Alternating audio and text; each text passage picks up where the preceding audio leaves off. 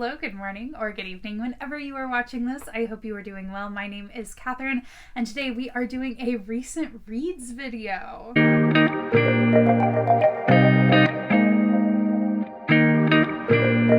So I have been dropping the ball on videos, and I am trying to get better at filming, but it just hasn't happened quite yet. So since my last wrap-up was my January wrap-up that I posted in March, I decided to combine all of my February, March, and April reads into one singular video. And I know what you're thinking, Catherine, you talk so much. How are you going to do this? We're doing one sentence reviews, y'all. One sentence reviews. That way I can complete this because I hate leaving things incomplete. I know I could just skip all the months that I've missed, but I can't do that. I physically,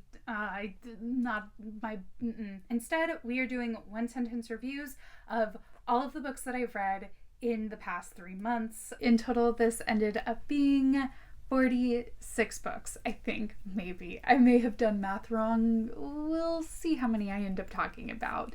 Of these 46 books, 32 of them were audio, 7 were ebooks, and 7 were physical books. Genre-wise, we have 21 contemporaries here, 12 historical romances, 6 romance novellas, 1 children's book, 1 YA fantasy, 1 fantasy/horror, and 3 graphic novels. So without further ado, let's get into these. I am going to go in kind of like groupings/genres so you can look at the cards down below. I'll put timestamps and everything. Let's just get into this. First of all, I got 2 advanced reader copies of books in the past 3 months.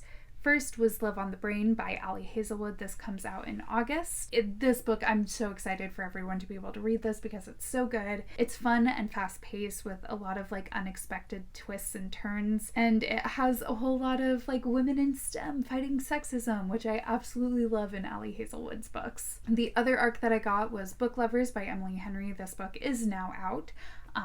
And everyone is reading it, so like if you aren't reading it, what are you doing? It's so good. It is very self-aware and cheesy and meta, and it is definitely for you if you sometimes like books more than people, and if you related a little too closely to Louisa from Encanto, or if you, like some people I know, have been up reading Bigfoot erotica at 3 o'clock in the morning and you didn't know how you got there and you're just kind of confused but also like intrigued and you can't seem to stop.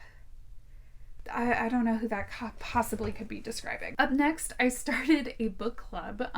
It was kind of an impromptu book club. It is with the Roomies Digest, Christine and Mo, Sarah from Sarah's Shelves, Jayla from Lala Loves Lit, and Manda from Ginger Snap Reads. I don't know why I'm looking in my notes. I know who's in my book club with me. I'm just hired. Yeah, we read kind of like cringy, but also like intriguing, but also like books we might not necessarily have picked up, that we've heard kind of wild things about, and we gotta know what are they?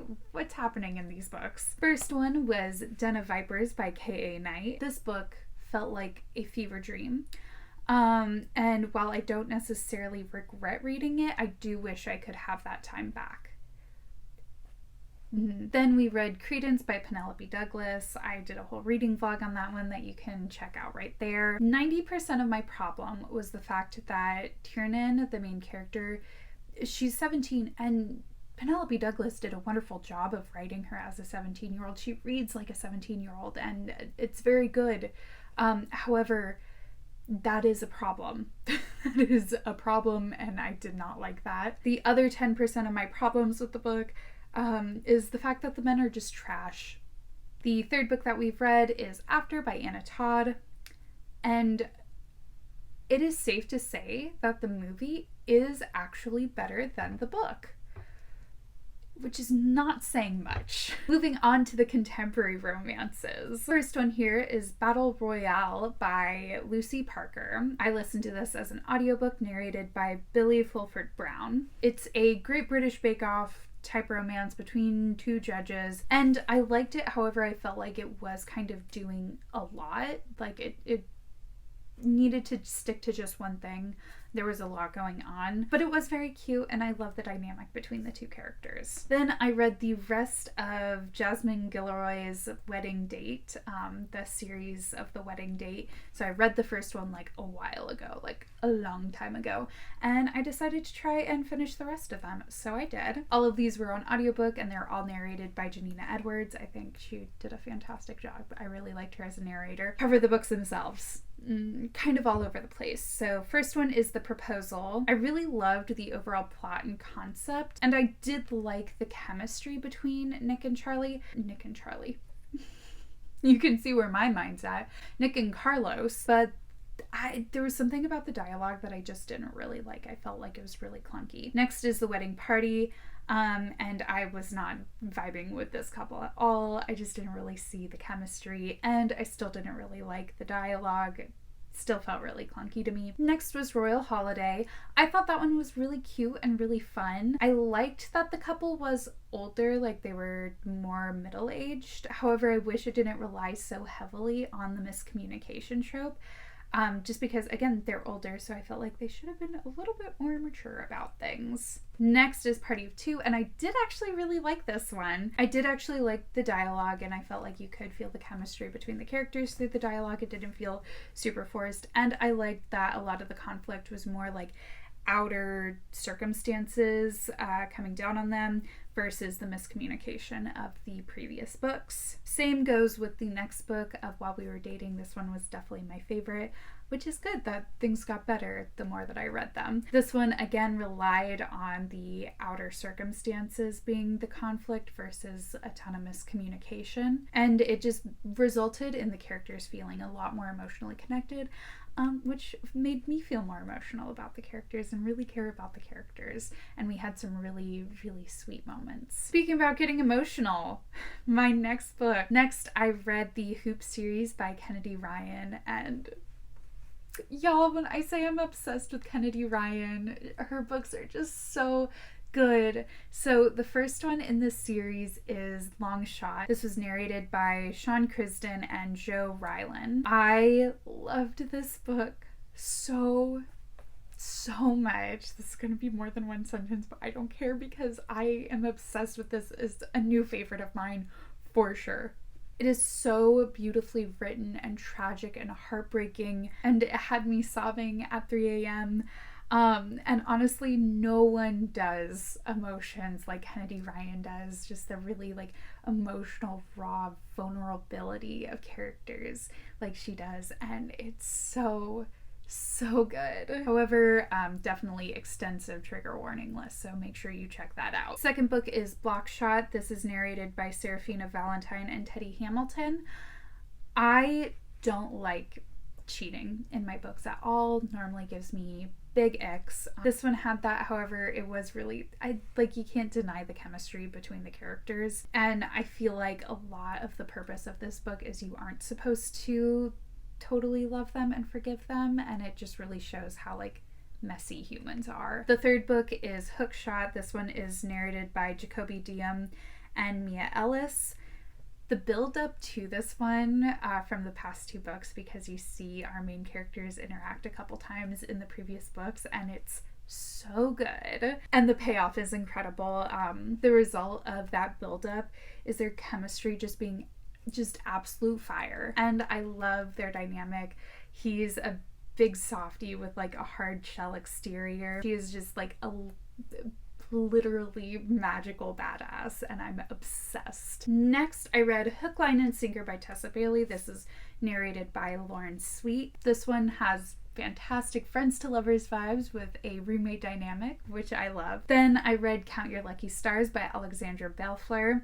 This has a fantastic friends to lovers vibe with a roommate dynamic, but make it sapphic. So changing things up a little bit. I loved it. Then I read the Well Met series by Jen DeLuca, the first one being Well Met. All of them are narrated by Brittany Presley. So the first one is Well Met. I read this and I was like, why did it take me so long to read this? It made my little like theater kid, Shakespeare nerd, Renaissance fair going heart just so happy. It was so wonderful, and I love the couple. Great dynamic. So good. Second one is Well Played. I didn't like this one quite as much just because of certain circumstances. It just wasn't really my thing. But I do gotta stan a plus-size 27-year-old girl living with her parents who dresses in Renaissance garb every weekend. Yeah. Third book in the series is Well Played. This one, probably my favorite of the three, I think. The first one was also very good, but I think the third one is my favorite. It has fake dating. She is a grumpy corporate woman who doesn't like to let people in. He has golden retriever energy and wears a kilt. Next, I read Pride, Prejudice, and Other Flavors by Sonali Dev. This one is narrated by Sonila Nankani. I thought that the family dynamic was really interesting in this, and I'm definitely going to read the other books in the series, even though this one, it wasn't my favorite. It was just kind of mediocre to me. Mostly because it did try to match certain dynamics of Pride and Prejudice, because it's a Pride and Prejudice retelling. It didn't really translate into a modern setting, the things that they were trying to do, I think. I don't know. Just something about it didn't really work in the modern setting, and I didn't love it. But I can see myself liking other books in the series. Last of my contemporaries is Dating Dr. Dill by Nisha Sharma, who I definitely embarrassed myself in front of at the LA Times Festival of Books. It's fine. This one is also narrated by Sonila Nankani and Vikas Adam. We got dual narration, which I love. If it's going to be a dual perspective book, I definitely love it when it is dual narrated. Anyway, I love this one. It's fake dating, but they hate each other, but they also can't resist each other. Hell yeah, so good. Moving on to my historical romances. So first of all, I read the first three books, the current three books that are out in Tessa Dare's Girl Meets Duke series. All of these are narrated by Mary Jane Wells. We stan Mary Jane Wells. I love her as a narrator. The first one is The Duchess Deal. I love the marriage of convenience with the grumpy sunshine dynamic, and he's a scarred hero, and it has the best banter. So good. Second in the series is The Governess Game. I don't normally go for employer-employee type romance, but I never really felt ick about this one, and I love their chemistry. And also Chase, the hero, he's just so sweet with his words. It was very, very cute. I really enjoyed that. And again, banter, fantastic. Tessa Dare does incredible banter, which we see again in book 3, which is The Wallflower Wager. She never misses with the banter, and this one again has that grumpy sunshine dynamic. Plus, our heroine just has this really genuine, sweet kind of soul going on, but she's also very strong and stands up for what she wants, and I love seeing that. Moving on from Tessa Dare, one of my coworkers' favorite historical romance authors is Joanna Shupe, so I decided to read Joanna Shupe's books. I started with the Uptown Girls series.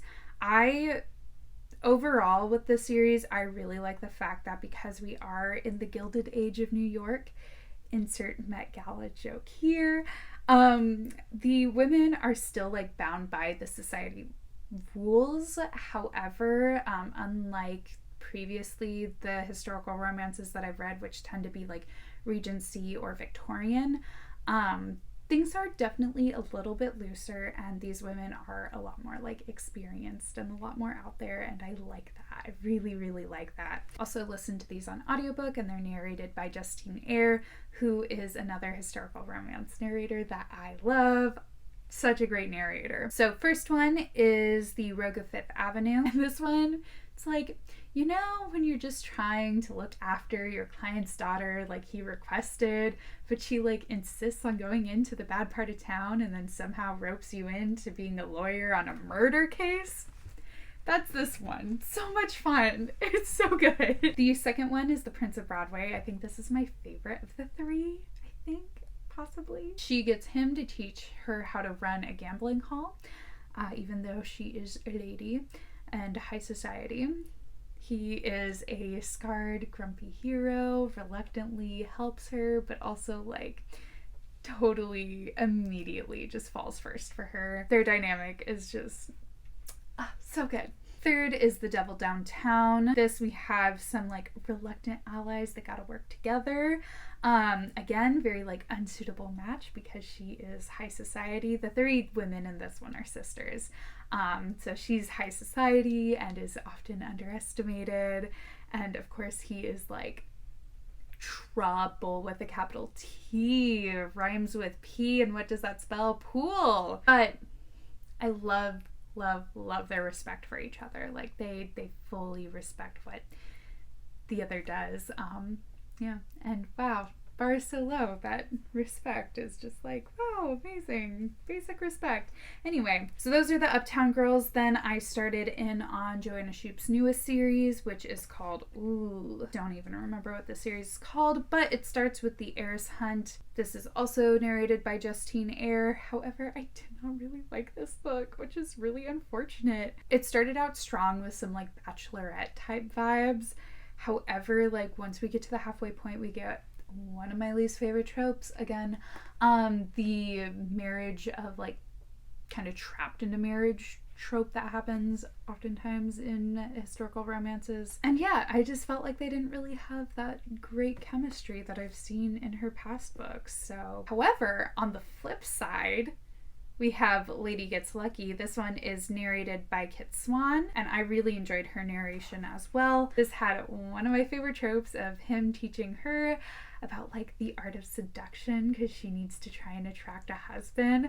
But then of course they just have really great chemistry together, and he of course gets jealous when his seduction lessons work on other people, and he's like, no, that's for me.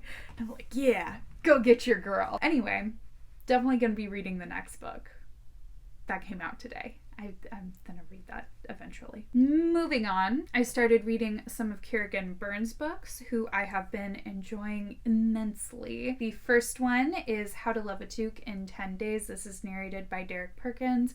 I have to say, I don't normally like my books narrated by men unless it is like a dual perspective situation. He was good. Didn't love the voices that he gave some of the women. I just felt weird. How to Love a Duke in 10 Days. So emotional, and I am obsessed. Like immediately hooked me in. Definitely check trigger warnings though. I've been putting those in the corner here if I remember to do that. Catherine, remember to do that when editing these videos. I love the couple. I love that while it started out with them like not totally trusting each other, it becomes them like learning to heal together and them making each other stronger, and it made me so emotional and I definitely cried. It's fine. Second book is All Scott and Bothered. I didn't love the hero in this one. He just was a little too alpha male protectee for me, but I did love the circumstances of the book, and I love that it was like a little bit of a mystery, and I thought that was like really fun. And I did think that the couple had chemistry, so there's that. Third one is Devil in Her Bed. This is a second chance sort of romance filled with a lot of mystery and intrigue. It was really fun. However, I didn't love that, like, they didn't, I don't want to spoil anything, but they didn't totally know who the other was, even though they did know who each other was. And some of that felt a little bit ick to me. But also I love their chemistry, so, you know, there's that too. Finally, in the historical romances, I read The Runaway Duchess by Joanna Lowell. This was narrated by our queen, Mary Jane Wells. Did not love this one, despite liking the first one in the series, I believe was called The Duke Undone. And I just could not stand the main character, and I thought the love interest was kind of boring, so that was unfortunate. Moving on to my romance novellas. So the first one is Claimed by Cupid by Dana Isley. This is the sequel to Dipped in Holly, which was a Christmas novella that I read. This one is of course a Valentine's Day novella, and I think it was just a really fun steamy age gap novella. Really good time. Next is Stoneheart by Katie Robert. I felt like this one was a little bit underdeveloped, which is weird because I've liked other Katie Robert novellas. However, I felt like it spent too much time like developing the world of Dark Olympus, which we've already seen in the past. And I'm like, this is a novella. There's like 100 pages. We need to get to the point. But I did love Calypso, and I did love Medusa, and I love their dynamic. I thought it was super hot. And the characters, they were just really fun. So next, I read Ali Hazelwood's series of novellas. She released 3 novellas, all about women in STEM, which we love to see, even though I know nothing about STEM and science, but you know, it's fun to read about. First one is Under One Roof. This one is narrated by Emma Wilder. I really liked the chemistry in this one and the plot, but the smut, there was like just one awkward moment that made me go, okay, sure. It's a little awkward, but it's fine. Second one is Stuck With You. This one is narrated by Meg Sullivan. I loved their dynamic and their like hate to love vibes. I thought it was just so good. And the fact that it was like forced proximity, they were trapped in an elevator together. Nice. Cool. Third one is Below Zero. This one is narrated by Savannah Peachwood. I honestly just thought it was really, really cute, and I really liked that we saw characters from the past books too. So yeah, really cute, really fun, very like protecty type vibes, but not in a weird alpha male type of way.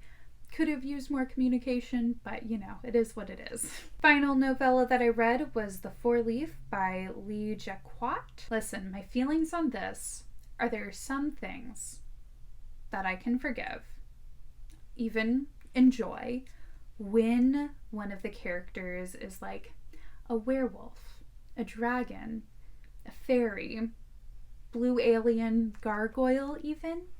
Totally fine. However, when they're a human and they consent the other person, weird. Too weird. No thank you. Immediately no. Moving on from that, let's talk about the children's book that I read. I read The Little Prince. I loved it. It is one of my comfort books that I read very often. Next is YA fantasy. I read Travelers Along the Way by Amina May Safi. This is narrated by Shiromi Arsirio, I believe. I hadn't read anything narrated by them before, but I really enjoyed their narration. This one is a really, really cool gender swapped and also Muslim based retelling of Robin Hood, which I love Robin Hood retellings.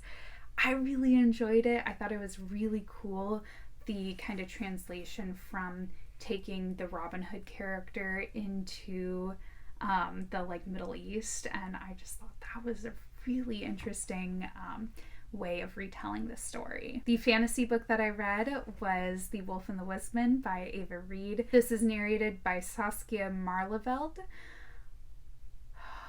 This is another new favorite of mine because this book was stunning. It is a fantasy horror with like Jewish folklore written into it, and it's somewhat based on the story of Esther, which was really, really cool. I loved everything about it, from the magic system to the characters to the exploration of identity to the very Nina and Matthias type romance, like just their vibes. I was like, wait, I know them, I love them. It was so good, and I just absolutely loved it. The like kind of horror gore elements was not something I expected to enjoy, but like I didn't mind it, even though that's not something that I normally like. Y'all need to read this book for vibes alone. Last but certainly not least, graphic novels. Read 3 of them. To no one's surprise, it was the 3 Heartstopper books by Alice Oseman. I don't know what took me so long to read them, y'all, but I finally did. I get it. I read them already a second time, and I loved them. They're so cute. I love Nick and Charlie. It's so sweet. And then of course I watched the show, and I love the show. It's like the perfect kind of adaptation.